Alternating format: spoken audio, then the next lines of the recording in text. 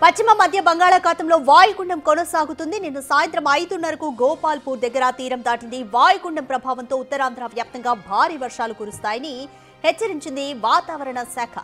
అయితే శ్రీకాకుళం, మన్యం, విజయనగరం జిల్లాలకు red alert తో పాటు ఫ్లాష్ ఫ్లడ్స్ వస్తాయని హెచ్చరించారు. అల్లూరి, విశాఖ, అనకాపల్లి, కాకినాడ, కోనసీమ, తూర్పు గోదావరి, ఏలూరు, పశ్చిమ గోదావరి, కృష్ణా, ఎన్టీఆర్ జిల్లాలో భారీ వర్షాలు కురిసే ఛాన్స్ ఉందని విశాఖ వాతావరణ శాఖ హెచ్చరించింది.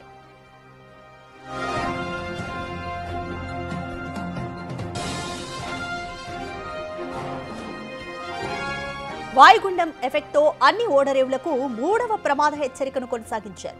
మరో 3 రోజులు ఉత్తరాంధ్రతో పాటు దక్షిణ కోస్తా, రాయలసీమ జిల్లాల్లో వర్షాలు కురుస్తాయని చెబుతోంది వాతావరణ శాఖ.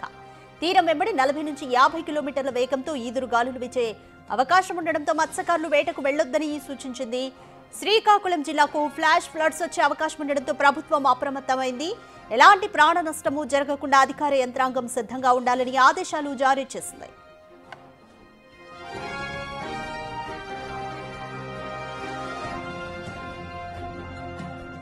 విజయనగరం జిల్లాలో నిన్న భారీ ఈదురు గాలులు వీయడంతో ఇప్పటికే అధికారులు అప్రమత్తమయ్యారు. ముందస్తు హెచ్చరికలు జారీ చేశారు.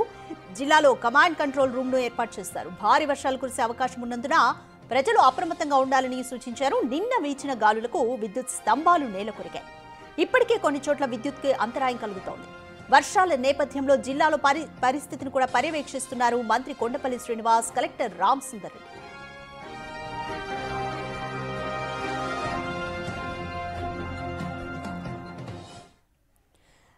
రైట్ నౌ శ్రీకాకుళంలో సిచ్యువేషన్ ఏ విధంగా ఉందో మా ప్రతినిధి షణ్ముఖ్ మోర్ డీటెయిల్స్ అందిస్తారు.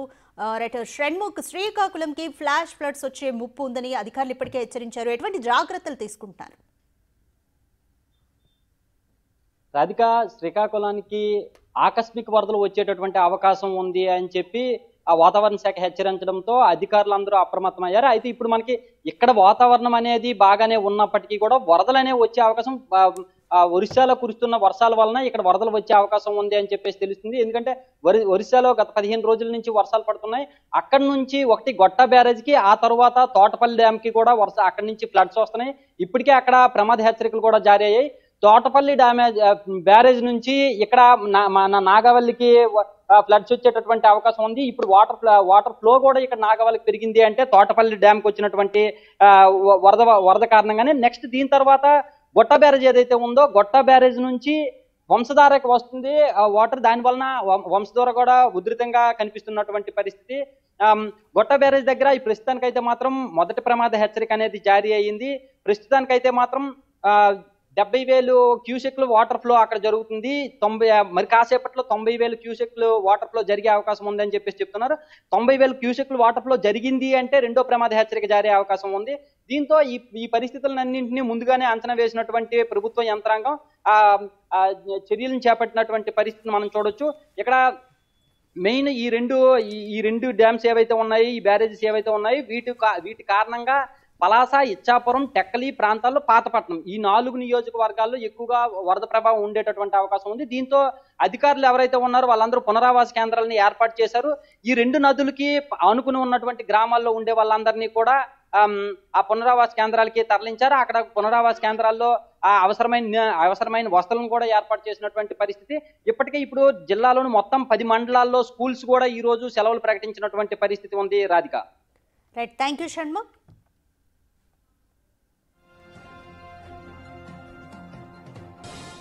పశ్చిమ మధ్య బంగాళాఖాతంలో వాయుగుండం కొనసాగుతుంది. దీని ప్రభావం ఉత్తరాంధ్ర కోస్తా జిల్లాల్లో భారీగా ఉండే అవకాశం కనిపిస్తుంది. ముఖ్యంగా శ్రీకాకుళం జిల్లాకు ఫ్లాష్ ఫ్లడ్స్ వచ్చే అవకాశం ఉందని తెలిపింది వాతావరణ శాఖ.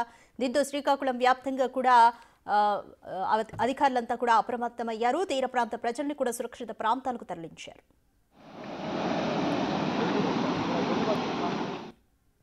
ఇక విజయనగరంలో సిచ్యువేషన్ ఏ విధంగా ఉండబోతుందో మోర్ డీటెయిల్స్ మా ప్రతినిధి శివశంకర్ అడిగి తెలుసుకుందాం. రైట్ శివశంకర్, సో విజయనగరం జిల్లా వ్యాప్తంగా వాయుగుండ ప్రభావం ఏ విధంగా ఉండబోతుంది? వాతావరణ శాఖ ఎటువంటి హెచ్చరికలు జారీ చేసింది? రాధిక, మనం చూసుకుంటే ఈ రోజు అయితే భారీ వర్షాలు ఉంటాయని వాతావరణ శాఖ చెప్తున్నటువంటి పరిస్థితి అయితే ఉంది. మొత్తం అంటే 24 గంటల్లో ఎప్పుడైనా సరే ఆకస్మికంగా వరదలు రావచ్చు, భారీ వర్షాలు రావచ్చు అని వాతావరణ శాఖ చెప్తోంది. ఇప్పటికే మనం చూసుకుంటే మన్యం జిల్లా వ్యాప్తంగా అనేక ప్రాంతాల్లో చిన్న చిన్న నదులు పొంగిపొరడంతో వాగులు కూడా పొంగిపడుతున్నాయి. అటు రైతులు కూడా పనికి వెళ్ళడానికి ఇబ్బంది పడుతున్నారు. సాధారణ ప్రజలు కూడా వాగులు దాటి వేరే ఊర్లకు వెళ్ళాలన్నా కూడా చాలా ఇబ్బందులు పడుతున్న పరిస్థితి. ఎక్కడికక్కడ పోలీసులు కూడా పెట్టి అంటే ప్రజలకు రక్షణ కల్పించడానికి పోలీసులు కూడా పెట్టడం జరిగింది, ఎవరికి ఎటువంటి ప్రమాదం జరగకుండా. మరోవైపు మనం చూసుకుంటే పంట పొలాలు కూడా నేలకొరినటువంటి విజువల్స్ కూడా మనం చూడొచ్చు. ముఖ్యంగా అరటి పంటలు అయితే పూర్తిగా నేలమట్టం అయ్యాయి. అటు గజపతి నగరం కావచ్చు, సాలూరు కావచ్చు, పార్వతీపురం, కురుపాం నియోజకవర్గాల్లో భారీగా అరటి పంటకైతే నష్టం ఏర్పడినట్టు మనకు తెలుస్తోంది. దాంతో పాటు మొక్కజొన్న వరికి కూడా కొంత నష్టం ఏర్పడినప్పటికీ కూడా అది కాలువల ద్వారా నీరు వదిలేయడం వల్ల అయితే వాళ్ళకి కొంత ప్రమాదం లేదని చెప్పుకోవచ్చు. కానీ అరటి పంటకు మాత్రం పూర్తి స్థాయిలో నష్టం ఏర్పడింది. ఇప్పటికీ కూడా కొన్ని ప్రాంతాల్లో ఇప్పటికీ నేల కోరిన చెట్లు అయితే పూర్తిగా క్లియర్ చేయడం పరిస్థితి అయితే ఏర్పడింది. సో మరోపక్క అధికారులు మాత్రం ఇప్పటికీ అప్రమత్తమవుతున్నారు. ఎక్కడికక్కడ అధికారులందరూ కూడా అలర్ట్ గా ఉన్నారు. కమాండ్ కంట్రోల్ సెంటర్ ద్వారా కూడా ప్రజలకు సూచనలు చేస్తున్నారు, ఎక్కడికి వెళ్ళవద్దు. ముఖ్యంగా వాగులు వంకలు ఉన్న దగ్గర మాత్రం ప్రజలు వాగులు దాటి వెళ్ళవద్దు. ఎందుకంటే వాగులు ఎక్కడైనా కాలు జారి పడిపోతే మృత్యువాత చెందే అవకాశం ఉంది. కాబట్టి ఎక్కడ కూడా ఎవరు వాగులు దాటి కానీ నదులు దాటుకుంటూ వెళ్లే పరిస్థితి మాత్రం రావద్దని చెప్పి అధికారులు అప్రమత్తం చేస్తున్నారు. సెక్యూరిటీని కూడా పెట్టి అలర్ట్ చేసినటువంటి పరిస్థితి ప్రస్తుతం మనకు కనబడతా ఉంది. అయితే తీరం దాటినప్పటికీ కూడా వర్షం ఉన్న నేపథ్యంలో ఇప్పటికే మనం చూసుకోవచ్చు ముఖ్యంగా కరెంటు కష్టాలు అయితే జిల్లా వ్యాప్తంగా మొదలయ్యాయి. ఎందుకంటే నిన్న కురిసినటువంటి వర్షాలకు కావచ్చు, భారీ ఈదురుగాలులకి చెట్లు పడిపోవడం, అదేవిధంగా కరెంటు స్తంభాలు నేలకొనడంతో కరెంటు కష్టాలు మాత్రం ఇప్పటికింకా తీరలేదు. ముఖ్యంగా మరోవైపు మంత్రి కొండపల్లి శ్రీనివాస్ ఎప్పటికప్పటికి సమీక్షిస్తున్నప్పటికీ కూడా ఇప్పటికీ కరెంటు కష్టాలు మాత్రం తీరలేదని చెప్పుకో నిన్న మధ్యాహ్నం నుంచి ఇప్పటి వరకు కూడా అనేక ప్రాంతాల్లో పవర్ కట్ మాత్రం పూర్తిగా నడుస్తూ ఉంది. ఇప్పటికి కూడా వారందరూ కూడా కరెంటు పునరుద్ధరించాలనేది వారందరూ కూడా కోరుతున్నటువంటి పరిస్థితి అయితే రైతులు కూడా తమని ఆదుకోవాలి కూటమి ప్రభుత్వం. ఎందుకంటే అకాల వర్షాలకు ఎప్పటికప్పుడు మేము ఇబ్బంది పడుతూనే ఉన్నాం, అనేక లక్షలాది రూపాయలు పెట్టుబడులు పెడుతున్నాం. కాబట్టి రైతాంగాన్ని పూర్తిగా ఆదుకో కోరుతున్న పరిస్థితి కూడా ఉంది. Thank you Shivshankar.